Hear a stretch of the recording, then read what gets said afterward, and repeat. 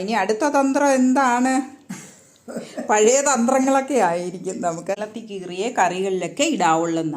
അപ്പം വെന്ത് വരുമ്പോൾ നമുക്ക് കഴിക്കാൻ നേരത്ത് പച്ചമുളക് അതോടെ എടുത്തങ്ങ് മാറ്റി കളയാമല്ലോ. ഇതുപോലെ ചെറുതായി അരിഞ്ഞ് ഒരു കറിക്കും വെക്കരുത്.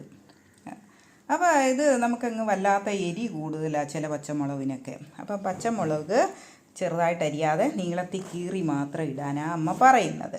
ഇതുപോലെ പച്ചടി വെക്കണമെങ്കിൽ ഇതുപോലെ ചെറുതായി അരിഞ്ഞ് പച്ചടിക്ക് വേണമെങ്കിൽ ഓണത്തിനൊക്കെ എടുക്കാം.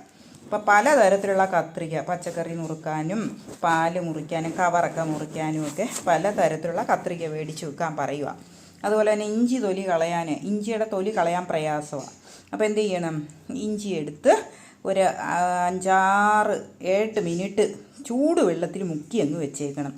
10 മിനിറ്റിനപ്പുറം പോകരുത്. എന്നിട്ട് ഇതുപോലെ ചെറിയ കത്രികയുടെ മൊന വെച്ച് വേണ്ട ഇതുപോലെ തൊലി കളയാം. ഇഞ്ചിയുടെ തൊലി കളയാൻ എളുപ്പമാണ്.